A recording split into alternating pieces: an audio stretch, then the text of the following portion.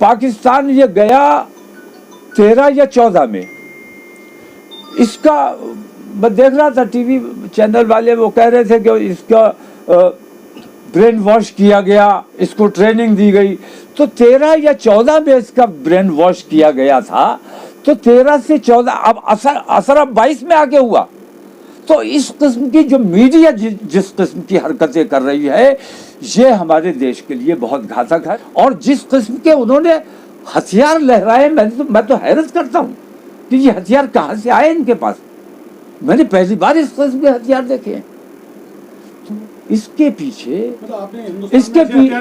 पाकिस्तान के तो नहीं हथियार नहीं, इसके पीछे आरएसएस और भारतीय जनता पार्टी की मिलीजुली साजिश है, इसके अलावा कुछ नहीं है। मौलाना साहब, ये क्या वो है कि जब आतंकवादियों को सजा दी जाती है तो उस अदालत पे सवालिया निशान लगते हैं, और जब वो कहीं किसी ना किसी का तो पक्ष में रखना या उनकी तारीफ करना नहीं, अदालतों को सवाल के घेरे में रखना मुनासिब नहीं है।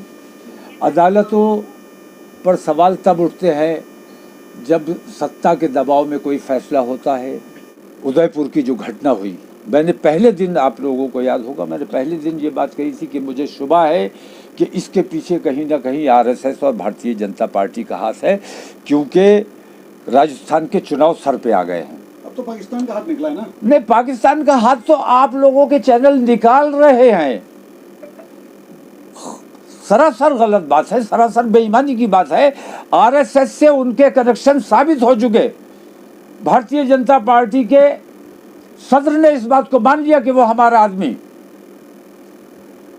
आरएसएस का आदमी, आरएसएस की जो अल्पसंख्यक मोर्चा का आदमी, वो खुला हुआ आरएसएस का आदमी है और इसके पीछे आरएसएस है। और वीडियो जो बनी है, मैं ये बताता हूँ कि उन्होंने कत्ल कर दिया, बहुत बड़ा जुर्म किया। उन्होंने मुसलमानों के साथ गद्दारी की, मुसलमानों को कत्ल कराने का काम किया। वीडियो जो बनाया है वो हिंदुस्तान में अफरा तफरी फैलाने के लिए और मारकाट मचाने के लिए उन्होंने वो वीडियो जारी किया है। इसलिए मैं ये कहता हूँ कि ये काम उनका नहीं है, उनके पीछे जिन लोगों का हाथ है, और उनके पीछे उन्हीं लोगों का हाथ है जो हिंदुस्तान में अस्थिरता का माहौल बनाए रखना चाहते हैं। इसकी उच्च स्तरीय जाँच होनी चाहिए, उच्च स्तरीय इसकी जांच होनी चाहिए कि इसके पीछे किन लोगों का हाथ है। मैं बता रहा हूँ कि अगर आज भी मैं ये बात कहता हूँ कि आतंकवादी पाकिस्तान से आए थे, बम्बई पर हमला हुआ था, लेकिन नुकसान क्या हुआ? हेमंत करकरे की टीम को कत्ल करने आए थे वो लोग, बम्बई पे हमला करने नहीं आए थे। और हेमंत करकरे अगर जिंदा रहते तो हिंदुस्तान का जो असल आतंकवाद है, जो असल बम ब्लास्ट करने वाले लोग हैं, हेमंत करकरे अगर जिंदा रहते तो वो तमाम सामने आ जाता, सच्चाई सामने आ जाती। तन से जुदा वाली अपीलें की, उनको अभी गिरफ्तार भी किया गया है। और इन्होंने जो उन्होंने भी शरीयत के नाम पे जो किया है उसको किस तरीके नहीं, शरीयत या मजहब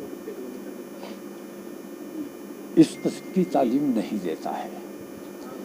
और सर तन से जुदा करने का हक तो मेरा मानना यह है कि दुनिया में आज जो इस्लामी ममालिक हैं उनके सरबराहों को भी सर तन से जुदा करने का हक नहीं है।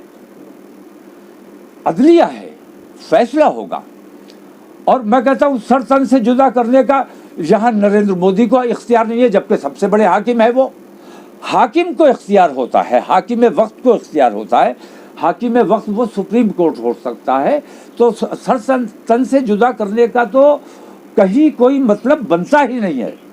और ये ना कोई इस्लामी नारा है, ना इसका इस्लाम से कोई ताल्लुक़ है। ये बार बार वाज़ेह कर दिया गया। मैं ये बता रहा हूँ कि इस्लाम से इनका ताल्लुक़ जोड़ा जा रहा है। इनका नाम मुसलमान है, लेकिन ये आरएसएस के राब्ते में थे, अल्पसंख्यक मोर्चा के राब्ते में थे। और ये पेड हैं ये लोग, या इनको कोई और किसी किस्म का लालच देने, क्योंकि अगर इन्होंने मुसलमान की हैसियत से और मुसलमान होने की वजह से, नुपुर शर्मा की नाराज़गी की वजह से, या कन्हैया लाल के परिवार के गम में मैं बराबर का शरीक हूँ। और मैं उदयपुर जाऊँगा भी, अभी हालात थोड़े कशीदा है, ज़रा नॉर्मलाइज हो जाए तो मैं वहाँ जाऊँगा भी, उनके घर वालों से मुलाकात भी करूँगा। और जो हो सकेगा अपनी तंजीम की तरफ से मैं उनको नज़र भी करके आऊँगा। तो मुसलमान की हैसियत से अगर उन्होंने ये काम किया होता तो कम से कम अपने बच्चों का कोई इंतज़ाम किया होता। वो भीख मांगेंगे, क्या करेंगे? उन्होंने अपने अहले मोहल्ला, अपने दोस्त अहबाब, अपने रिश्तेदारों के बारे में सोचा, अपने कौम के बारे में सोचा होता कि हमारे इस गिर्द से। और जिस किस्म के उन्होंने हथियार लहराए, मैं तो हैरत करता हूँ कि ये हथियार कहाँ से आए इनके पास। मैंने पहली बार इस किस्म के हथियार देखे हैं। तो इसके पीछे पाकिस्तान के तो नहीं हथियार, नहीं, इसके पीछे आरएसएस और भारतीय जनता पार्टी की मिलीजुली साजिश है, इसके अलावा कुछ नहीं है। इसके बाद वो नहीं, पाकिस्तान बहुत लोग पाकिस्तान जाते हैं, बहुत लोग सऊदीया जाते हैं। अभी भी लाखों हिंदुस्तानी सऊदीया में हैं, हज को गए हुए हैं। पाकिस्तान ये गया 13 या 14 में। इसका मैं देख रहा था टीवी चैनल वाले, वो कह रहे थे कि इसका ब्रेन वॉश किया गया, इसको ट्रेनिंग दी गई। तो 13 या 14 में इसका ब्रेन वॉश किया गया था, तो 13 से 14 अब असर अब 22 में आके हुआ। तो इस किस्म की जो मीडिया जिस किस्म की हरकतें कर रही है, ये हमारे देश के लिए बहुत घातक है। मैं सुप्रीम कोर्ट से दरख्वास्त करता हूँ कि नुपुर शर्मा और नवीन जिंदल पर लगाम कसने से पहले इन तमाम चैनलों पे लगाम कसी जानी चाहिए जो हिंदू मुस्लिम रात दिन परोसने का काम कर रहे हैं। ये मुझे अंदेशा इस बात का है कि ये लोग इस देश में गृह युद्ध करा देंगे अगर इन पर लगाम नहीं लगाई गई। इनकी ज़बानों पे, इनके एंकरों की ज़बानों पर लगाम नहीं लगाई गई तो ये और नुपुर शर्मा और नवीन जिंदल पैदा कर सकते हैं। यहाँ आरिफ मोहम्मद खान ने कहा है कि ये मदरसे जो होते हैं ये उसकी तालीम का हिस्सा था। आरिफ मोहम्मद खान साहब गवर्नर हैं, मदरसे जिम्मेदार हैं, उनकी पढ़ाई जिम्मेदार है उनकी।